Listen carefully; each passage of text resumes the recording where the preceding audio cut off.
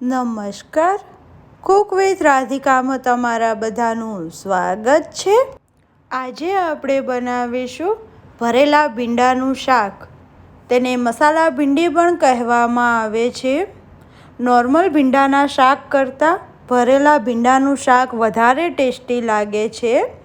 તો ચાલો ભરેલા ભીંડાનું શાક બનાવવાનું શરૂ કરીએ।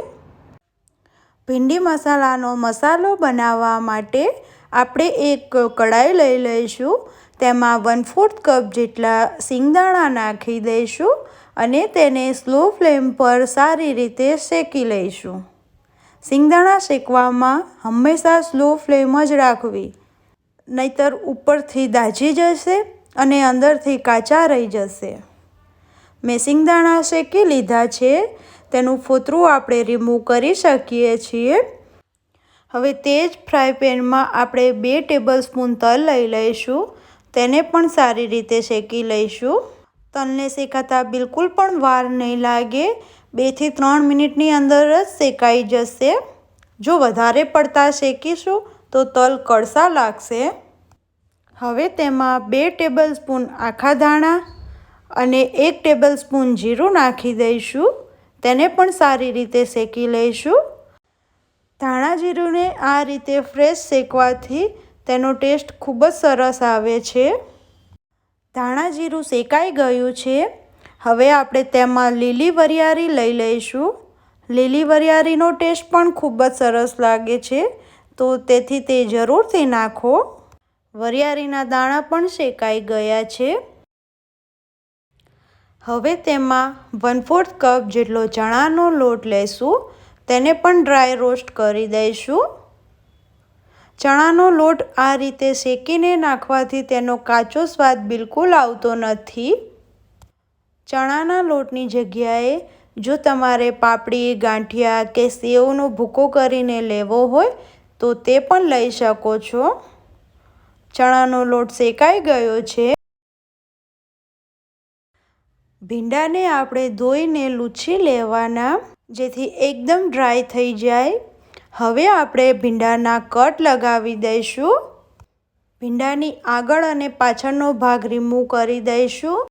ભીંડાને 1 ઇંચની સાઇઝમાં કટ કરી લઈશું અને વચ્ચેથી તેમાં મસાલો ભરવા માટે કટ કરી દઈશું।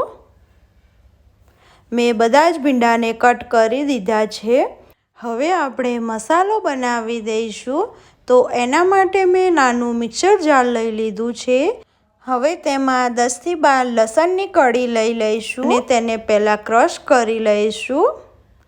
હવે આપણે જે સૂકા મસાલાને રોસ્ટ કરીને રાખ્યા છે તેને નાખી દઈશું મિક્સર જારમાં અને આપણે તેને સારી રીતે પીસી લઈશું।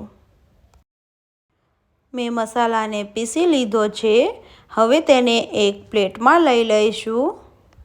તેમાં શેકેલો બેસન નાખી દઈશું।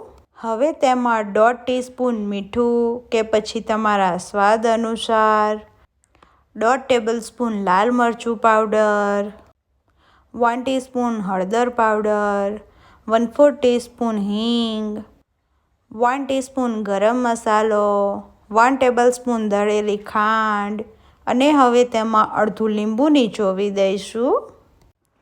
હવે તેમાં ધોઈને સાફ કરેલા લીલા ધાણા નાખી દઈશું અને 2 ટેબલસ્પૂન જેટલું તેલ નાખી દઈશું। હવે બધી જ વસ્તુને સારી રીતે મિક્સ કરી લઈશું।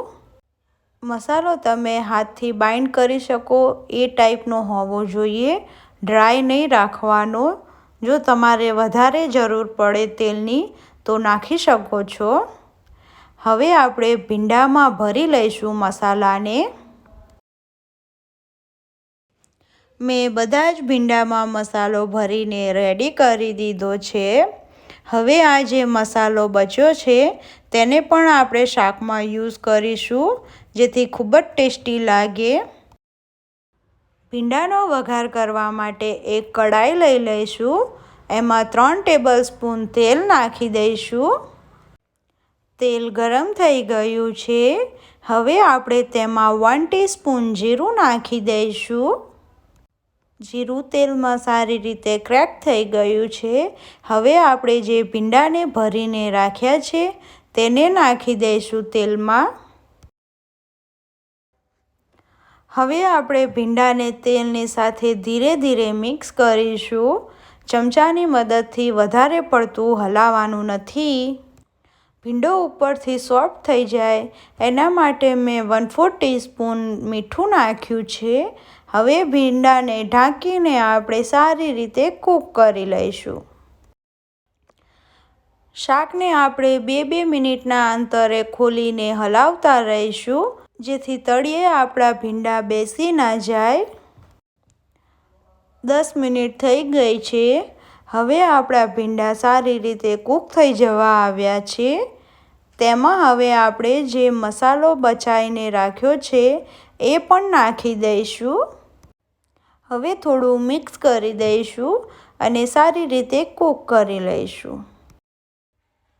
હવે આપણા ભીંડા સારી રીતે કૂક થઈ ગયા છે. તેને એક સર્વિંગ ડીશમાં નીકાળી દઈશું.